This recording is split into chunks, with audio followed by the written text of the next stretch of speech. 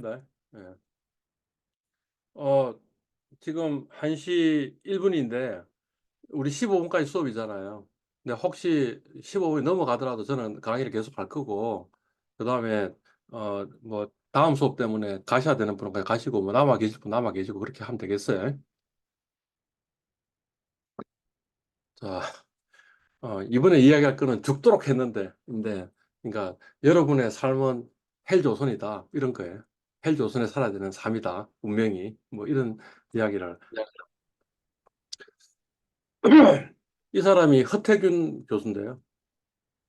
어쩌다 TVN의 어쩌다 어른이라는 거에 2017년에 아마 한 것 같고 이게 유튜브 동영상이 있는데 이걸 보면서 야, 뭐 그런 생각이 들어가지고 갖고 왔습니다. 요 링크에 들어가가지고 일단 오늘 제가 하는 이야기는 여기에 21분까지의 내용을 기반으로 해가지고 좀 더 제가 뭐 좀 추가할 자료들 추가해가지고 어, 만들어낸 거고요. 이 사람이 뭐 어떤 사람이냐면 사회심리학자입니다. 사회심리학자. 그러니까 사회 전체의 심리를 뭔가 연구하는 거고요. 이 사람 강의를 좀 유튜브를 보면 도움이 될 것 같아요. 이 사람의 연구 주제가 하나 뭐냐면 한국인의 심리란 무엇인가 뭐 이런 거거든요. 그러니까 내가 뭐 어떤 사람인가, 내 심리가 뭐 어떤 건가 하는 걸 이해하는데 상당히 도움이 될 겁니다. 그래서 뭐 어쩌다 어른 강좌도 시리즈로 했고요. 그 다음에 또 뉴키즈 온 더 블락에 나와가지고 또 한번 한번 출연했고 해서 그 내용들 한번 보시면 뭐 도움이 될 것 같아요. 교양으로. 예. 대한민국은 개미지옥입니다. 예. 어, 여러분은 이미 입시 지옥을 건넜고요. 그죠? 그러면 인생이 필 거라고 생각하지만 천만의 말씀입니다. 라는 거죠. 그 다음 번이 뭐라는 거예요? 취업 지옥에 이제 여러분이 들어선 거죠. 취업 지옥에 해결이 되고 나면 여러분의 모든 일들이 해결된 것처럼 생각하지만 아니라는 거지. 이 직장만 지옥에 들어가게 될 것이다라는 거지. 그래서 여러분 중에 일부는 성공해서 그 지옥을 벗어나는 사람도 있겠지만 벗어나지 못하고 그냥 평생 동안 직장만 지옥에 사는 사람도 많을 거다라는 거지. 그죠? 그리고 또 그 중에 일부는 자녀 지옥에 들어가게 될 거라는 거지. 예. 이미 사람들은 직장만 지옥이고 자녀 지옥인 걸 알고 있기 때문에 요새 젊은 사람들이 결혼을 안 하고 있다라는 거고요. 그 다음에 우리나라의 출산율이 0.6명? 예. 어, 우리나라의 출산율이 0.6명이니까 우리나라는 곧 망할 겁니다. 그래서 더더욱 여러분의 삶은 지옥에 있을 것이다. 뭐 이런 겁니다. 근데 이 취업 지옥이 이 사람은 이야기하기를 이게 구조적인 문제예요. 그러니까 이게 여러분의 잘못이 아니라는 거지. 우리나라 구조가 취업 지옥이 될 수밖에 없다라는 이야기를 하고 있어요. 이 사람이 단적으로 이야기한 게 뭐냐면 이겁니다. 우리나라의 대학 진학률은 70%야. 그런데 졸업장이 필요한 직장은 40%야. 그러니 그 70% 중에 30%는 직장에 못 갈 수밖에 없지 않냐라는 거지. 그죠? 그러니까 여러분들은 그보다는 좀 더 나은데, 왜냐하면 우리는 상위 15%니까. 그리고 대기업은 상위 20%라고 하니, 그러니 그냥 금융학부만 그냥 적당히 잘 졸업하기만 해도 대기업은 갈 수 있겠네. 그죠? 근데 사람의 욕망이라는 게 그러냐라는 거지. 상위 15%인 사람은 어디에 가고 싶어 한다고. 상위 10%, 상위 5%에 가고 싶어 한다고. 그래서 우리의 불행이 일어난다라는 이야기죠. 그러니까 기본적으로 지금 대학이 너무 많은 거예요. 대학을 없애야 돼. 대학을 이렇게 많이 인가해 준 사람들은 책임을 져야 돼. 라는 이야기를 하고 있는 거예요. 그 다음 분이 뭐라고요? 이 자녀 지옥이다라는 거죠. 이 교육비하고 결혼비하고 그 다음에 이런 것들을 다 합치니까 대략 자녀 1인당 한 5억의 돈이 들더라. 라는 이야기예요. 예. 일단 자녀 1인당 교육비가 대략 한 2억, 1억 7천, 그러니까 한 2억 정도 들 거예요. 그 다음에 자녀의 결혼 자금이 대략 한 2억 7천, 그래서 한 3억 정도 들고요. 그러니까 한 5억 되는 거고요. 그죠? 예. 그래서 자녀 1인당 최소한 5억 정도 든답니다. 그죠? 그러니까 여러분들의 부모는 조진 거예요. 왜냐하면 우리 아버지 세대는 그래도 우리가 뭔가 그분들의 노후 삶에 대해서 이렇게 보조를 해가지고 그분들이 살 수 있도록 하는데 아마 여러분들은 우리보다 훨씬 더 지옥의 삶을 살기 때문에 제 자식들이 저의 노후를 뭔가 보조를 해줄 거라는 생각 자체를 저는 안 하고 있어요. 그런데 이미 저는 우리 자식들의 교육을 위해서 결혼을 위해서 얼마를 쓴 거예요. 10억을 쓴 거예요. 그 10억이 있으면 내 노후가 해결이 됐을 건데. 그러니까 이미 저는 조졌어요. 여러분의 부모는 조졌어요. 애들이 나중에 나의 노후를 책임을 안 져준다는 사실을 알고 있으면 사실 자녀들한테 이렇게 투자하면 안 되는 게 많은데 라는 거죠. 거기다가 더더욱이 만약 이까지 생각하면 자녀들의 집장만도 내가 좀 뭔가 그 이 좀 해야겠다라고 생각한다면 그러면 더더욱 지금 이제 지옥의 나락으로 개미 지옥으로 떨어지는 그런 삶이 남아 있는 거죠. 그러니까 죽도록 열심히 일했는데 나는 왜 이 모양 이 꼴일까 하는 게 되는 거죠. 자녀 둘이면 대략 어느 정도냐면 10년 동안 손가락 빨아야 된다라는 이야기예요. 예. 2020년에 우리나라의 평균 월 소득이 320만 원, 맞벌이를 한다고 칩시다. 그럼 640만 원, 640만 원 곱하기 12개월 하면 7,680만 원. 그냥 1억이라고 칩시다. 1억 번다고 칩시다. 그러니까 평균보다 훨씬 더 많이 번다고 칩시다. 그러면 1년 동안 손가락 빨면 평균보다 소득이 안 되는 거죠. 예, 뭐 그런 겁니다. 예. 그래서 만약 10억에 자녀 둘이라고 생각하면 10억의 돈이 필요하고 그러면 10년 동안 손가락을 빨아야 된다라는 거죠. 이게 말이 안 되는 일이 지금 벌어지고 있는 겁니다. 진작에 여러분들의 교육에 돈을 안 들였어야 되고요.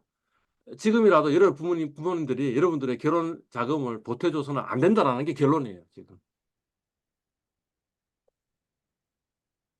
그죠? 예. 이 사람이 또 한 이야기 중에 하나가 뭐냐면 이런 거예요. 그래가지고 성공했어. 그래서 내 자식들이 대기업의 직원이 됐어. 라는 거예요. 그 말고 또 다른 자식은 공부를 너무 못해. 그래서 일찌감치 대학에 보내는 것을 포기를 했어. 그래서 그냥 적당히 잘 놀라라고 이야기했고, 고등학교를 졸업하자마자 내가 포클레인을 사줬어. 그러면 어느 게 더 낫냐라는 거죠. 5억을 들여서 교육을 시켰는데, 그죠? 예. 포클레인 한 대의 가격은 얼마냐 하면 1억 원이야. 그럼 두 대를 하면 얼마예요? 2억 원이 든 거죠. 그러니까 5억 원보다 훨씬 적게 돈을 들이고 우리 자식이 살 수 있는 미천을 마련해 준 거야.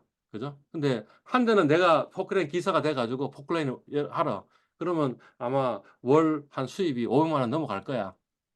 그지? 그리고 한 대는 딴 사람한테 빌려줘. 그럼 월 임대료가 400만 원 내요. 그러면 2억 들여가지고 어떻게 되는 거예요?